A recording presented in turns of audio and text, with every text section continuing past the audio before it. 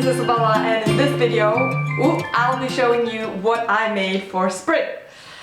I really wanted to be spring, you guys. Like, I'm wearing my me-made top and a really pretty pink skirt that I've also made, but even though it's March, where I am right now, it's almost winter weather. But that does not mean that one cannot sew a bunch of things and just manifest spring. So that's what I have been doing. First off is my apron. Here it is! Oh my goodness! It is so pretty. The journey for this apron has been long. Okay, so I've had this fabric in my stash and actually cut out since about like June, yeah, or maybe even May of last year. And the reason I hadn't sewed it up is just because, I don't know, I didn't have a great feeling about where I got the fabric from and yada yada yada, but I still really love this design. If you know me, you will have heard me talk about aprons multiple times because it's that aesthetic of slightly historical women working and still looking really nice in skirts and natural fabrics, and aprons is something that I absolutely adore and I keep coming back to in my designs. So I knew I really wanted an apron, and in the spirit of International Women's Day, I actually did a little photo series on my Instagram, so I'll pop a picture and you can see more of the pictures on my Instagram, which I'll link down below. Because as I said, that whole vibe of being functional but still looking really fabulous is something I love a lot. So I got a little boost to actually finish it because I follow this Instagram that I've talked about before called Sew It Yourself, SIY.sewifyourself, and they do like monthly challenges on Instagram. And in the beginning of March they had posted that it was UFO month, aka unfinished objects, and so I was like, it's the perfect time to finish my apron. And it's so beautiful. Like, it's got a pocket in the front. It's kind of a simple gathered skirt, and it's got these beautiful shoulders. Like, this is also going to be perfect for Easter. I'm someone who likes to dress according to different themes and seasons, so this is definitely perfect for me. And then the back. Ooh.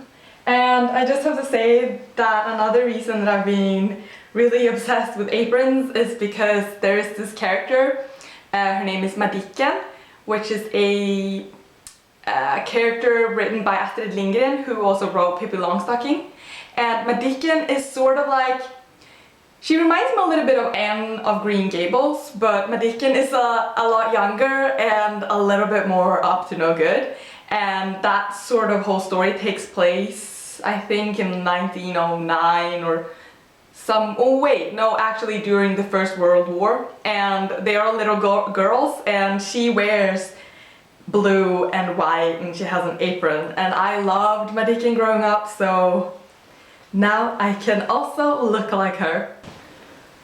Ooh, I almost forgot, but the pattern for the apron is this pattern called Doris from a Swedish book called Förklädesboken, which basically means the apron book.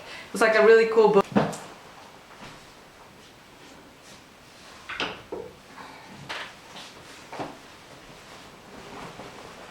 Then, in the spirit of UFOs and really looking through my wardrobe, you know, I always think it's good to sew with a purpose, and I'm someone who I like to have more specific pieces and pieces that I know that I will actually wear than to just sew in bulk. So sometimes what I do, and what I have been doing at the beginning of this year, is like going through my clothing, like what do I need to alter, what is missing, and things like that. So I made this last year, a beautiful A-line skirt with this fantastic Liberty from a place called Showcat Fabrics in the UK.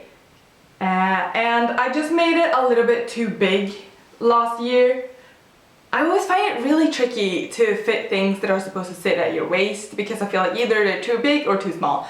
And sometimes you actually have to like wear them a little bit to see how they actually fit. So I ended up taking it in just at the waist seam here. I have a photo of me wearing this on my Instagram also, by the way.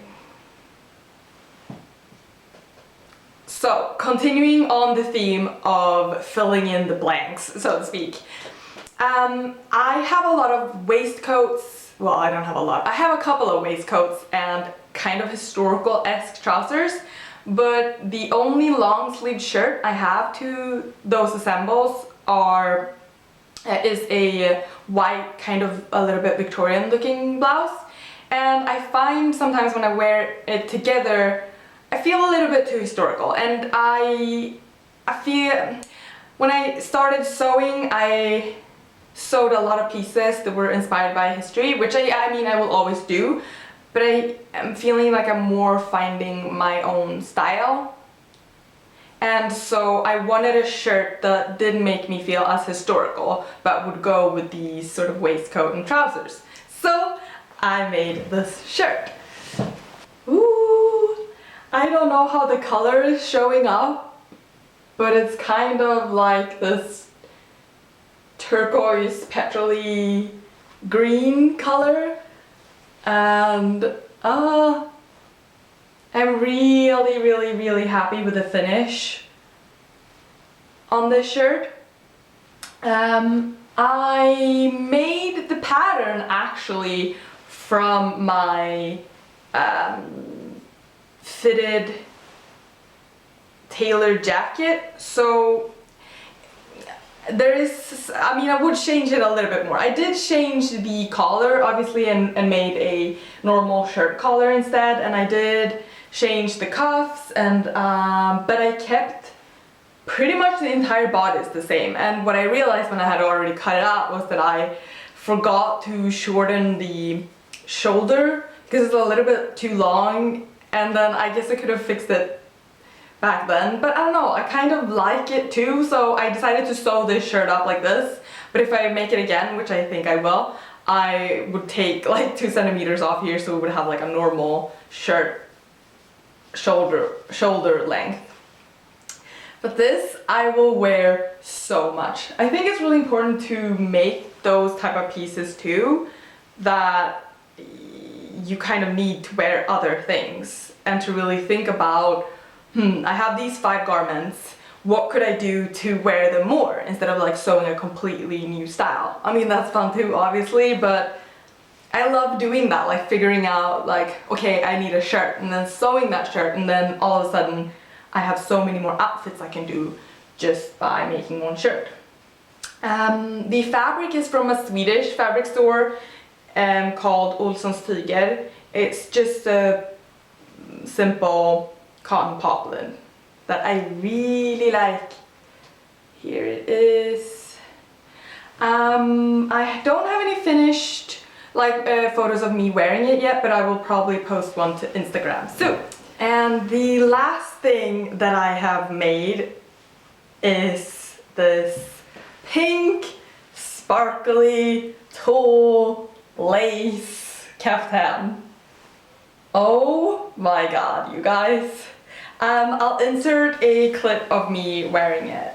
As you might know, if you saw my making of my Christmas dress video, I had a whole vision for making sort of like a 1920s, 30s type of caftan.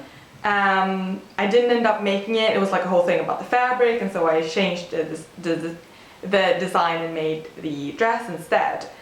But so this pattern is the pattern that I'm making in the Christmas dress video. Yes, that makes sense. Okay. And to the fabric, I mean, you guys remember that I was like, oh, I don't want to make a whole thing just like out of plastic. And I mean, well, as I also said, you know, like lace and tulle and things like that are super, I mean, what can you do? I don't know. Basically, I had this pink tulle. I don't know if you can see that it sparkles, but I've had this pink tulle in my stash, and I'm not really someone that has a lot of things in her stash, but I had this, and I've had it for like, I feel like almost 2 years, and I was like, okay, it's not buying like all new fabric, so I'll use this and just buy fabric so that I can finish it. And then I found this lace with like scalloped edges at the sleeve and also at the bottom. Yeah, it's kind of hard to show you, so hopefully you can see from the videos. And I decided to put them together. So in the sleeve I have the tulle, the sparkly tulle on the inside because I didn't have enough tulle to make this whole sleeve. And then it's completely sheer in the bust, so obviously you're supposed to have something under it or wear it like an open type thing. And then I have pleats here under the bust and at the shoulder. And then this yoke is a linen mix fabric with this like gold foil print on it, which I think is really cool. And it also has covered buttons there. And it looks like the color is a little bit off in the video, but hopefully you can see in the clip. And oh my god, so, well, obviously you heard me talk about this when I made it in the Christmas dress video, but a kaftan like this in pink is something I have wanted for so long. I've always been very inspired by, think like 1950s negligees and like house coats and things like that. I always think they look really romantic. Someone you can see a lot wearing this type of style is Florence, I don't remember her last name, but Florence from Florence and the Machine. She always looks really fabulous in retro styled garments. And so I will probably mostly be wearing this like going out, or I actually thought of wearing it together with this pink outfit. I also think could look kind of cool. And I would want to make like a pink hat, like I have like a whole outfit in mind. But so I'm really happy that I finally made it. It feels really satisfying, you know, starting your year off like that, seeing what you could improve and make. So now I'm editing a video of my tailored jacket, which has also been taking up the majority of my sewing time since the beginning of the year. And so that's everything from me today. Okay, I hope you have a good week and weekend, and I will see you in the next video. Bye!